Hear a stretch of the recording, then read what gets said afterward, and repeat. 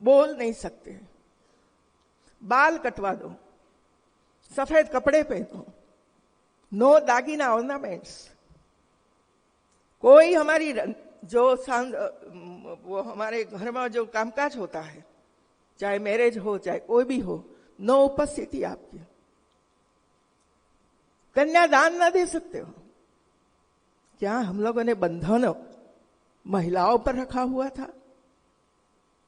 पुरुष प्रधान समाज में वही होता रहा सालों तक मित्रों। उसको दूर करने के लिए हमारे जैसे कई महिलाओं ने प्रयास किया। जब मेरा एक भतीजा का विवाह आया, मात्र 16 साल की उम्र में उसका विवाह का आयोजन हुआ। ये दिखाया गया। मैंने उसको भाइयों को समझाने का प्रयास किया, लेकिन माने नहीं। पिताजी ने तो कभी भी अपने बच्चों का बाल विवाह नहीं किया था। उसी समय सबको पढ़ाया, आगे बढ़ाया। मैंने पुलिस को भेजा, विवाह बंद करवाया। गालियां पड़ी, क्योंकि समाज है, लेकिन सहन कर ली। लेकिन खुशी का ये दिन था मेरे लिए कि पूरे मेहसाणा जिला में बाल विवाह बंद हो गया मित्रों। ये खुशी की पल है मेरे लिए। और इसके बाद ये सिलसिला मेरा चलता रहा बाल विवाह बंद करवाने का। आज भी ये राज्य में भी बाल विवाह हो रहा है। इसके लिए हम लोगों को प्रयास करना चाहिए। बच्चों की जिंदगी बिगाड़ने का अधिकार किसी को नहीं है, उसके माता पिता को भी नहीं है मित्रों। आपका अधिकार सिर्फ पढ़ाने का है, उसको संभालने का है। जहां तक पढ़ना है वहां तक पढ़ाओ। विवाह के बारे में वो सोचेगा, हम क्यों सोचते हैं? तो ये समाज को बदलने का काम भी हमारे जैसे हजारों भाई बहनों ने किया है मित्रों। और मुझे एक खुशी है, 2001 में माननीय प्रधानमंत्री जी आए, मुख्यमंत्री बनते। इसके पहले कई ऐसी घटनाएं हुई, किसी को जहर दे दिया और लड़कियां मर गई। हम लोगों ने आंदोलन चलाया। नर्मदा नदी के बंद में स्कूल के बच्चियों को लेकर मैं जब नर्मदा बांध दिखाने के लिए गई थी, तब हमारी 2 लड़कियां डूबी पानी में। साहस करके उसको बचाया और इस काम करने के लिए सम्मान भी मिला। लेकिन मेरे लिए टर्निंग पॉइंट बना मित्रों राजनीति में आने का। टर्निंग पॉइंट बना। दूसरा, उसी समय गुजरात में 3 साल तक लगातार अकाल पड़ा था, बारिश नहीं हुई थी। ऐसी स्थिति में किसान की स्थिति हम समझते हैं। पशुओं की स्थिति क्या होती है तो मैंने मेरे आंख के सामने मैंने देखा है। नरेंद्र मोदी के मार्गदर्शन में न्याय यात्रा का आयोजन हुआ और लगभग 10 जिलों में जहां बारिश नहीं हुई थी, वहां न्याय यात्रा लेकर पार्टी कार्यकर्ताओं, हमारे पक्ष के नेता आदरणीय केशुभाई पटेल, नरेंद्र भाई मोदी सब गए। मैं भी इसमें शामिल हुई। मैं पार्टी में नहीं थी मित्रों, लेकिन मैं शिक्षिका रूप में सब पढ़ती रहती थी, देखती रहती थी। टीवी में भी देखते थे कि कैसी परिस्थिति है। मैं अहमदाबाद में रहती थी, पानी मिलता था, लेकिन अहमदाबाद से 100 किलोमीटर दूर पानी नहीं मिलता है। तालाब खाली है। तालाब को खोद कर हमारी महिलाएं पानी निकालकर ऐसा गंदा पानी से रसोई भी करती है, पानी पीते भी है। ऐसी करुणामय जिंदगी मैंने देखी है महिलाओं की, बच्चों की। और इसी वजह से 8 दिन यात्रा के साथ में रही और सब कुछ देखा। यात्रा का उद्देश्य देखा, महिलाओं की स्थिति देखी, बच्चों की दयनीय स्थिति देखी, पशुओं की हालात देखी। ये देखते देखते हम वापस आए। आदरणीय नरेंद्र भाई ने मुझे सुझाव दिया कि आप पार्टी ज्वाइन करिए।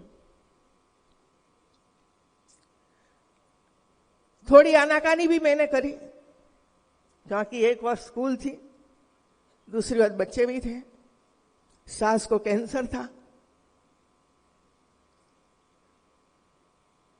तो मैंने सोचा कि चलिए एक डिस्ट्रिक्ट का दायित्व संभालूं मैं, एक डिस्ट्रिक्ट। तो दूसरे दिन महिला मोर्चा के अध्यक्ष के रूप में मेरी घोषणा हो गई। तो एक नई जिम्मेवारी, महिलाओं का संगठन तैयार करने की जिम्मेवारी मिली, और बहुत दिल से महिला मोर्चा का अध्यक्ष के रूप में पूरे गुजरात का महिलाओं का संगठन आज भी शिखर पर है मित्रों। नर्मदा नदी मैं जब देखती हूँ ना ऊपर से, तो उत्तर प्रदेश में कितनी नदियां हैं, इतनी नदियां, जीवित नदियां हैं। गुजरात में सिर्फ एक ही नदी है, नर्मदा नदी, और उस पर बांध और इसके बाद नहर बनाना 2010 में बहुत ही संघर्ष किया। किसान जमीन देने के लिए तैयार नहीं थे, क्योंकि 1960 से काम चलता था। 50-50 साल तक बांध नहीं बना है, हमारे खेत तक पानी नहीं पहुंचा है, हम क्यों आपको जमीन दे। एक कठिन परिस्थिति थी, चुनौती थी सरकार सामने। मोदी जी ने मुझे जिम्मेवारी सौंपी कि आप ये काम करिए, क्योंकि मैं राजस्व मंत्री थी। तो मैंने सिर्फ 1.5 साल में 12 डिस्ट्रिक्ट का प्रवास करके सभी विभाग संभालते संभालते जमीन संपादन का काम किया, और कैनाल बनाई और किसानों के खेत तक पानी पहुंचाया, सिर्फ 1.5 साल में।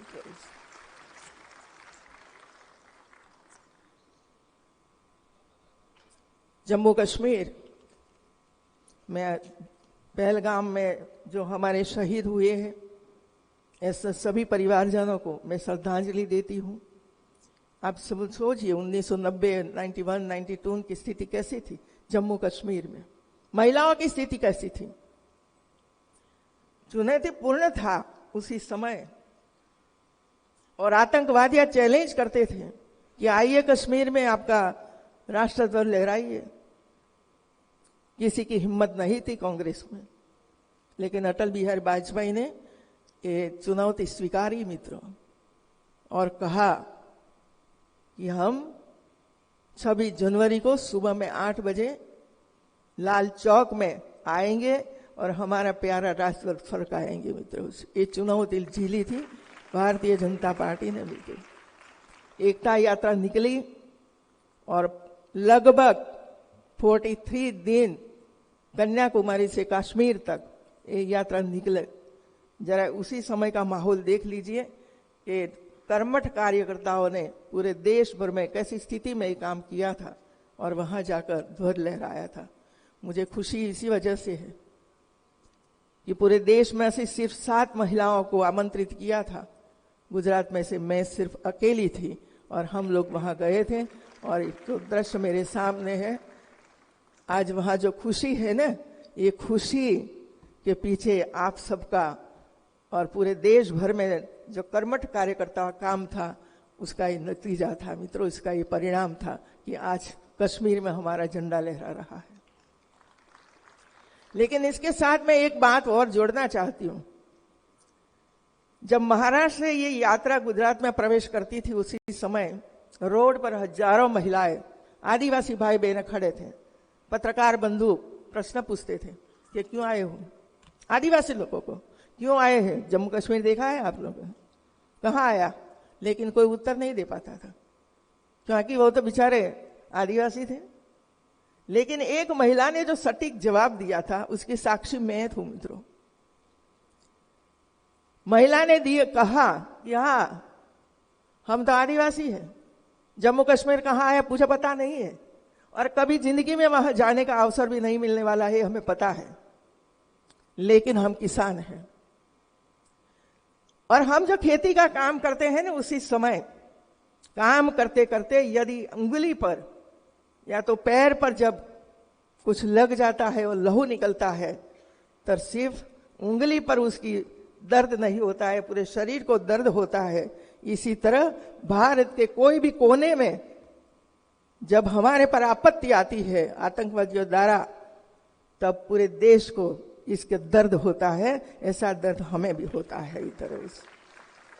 ये थी राष्ट्र भावना मित्रों, ये थी देशभक्ति।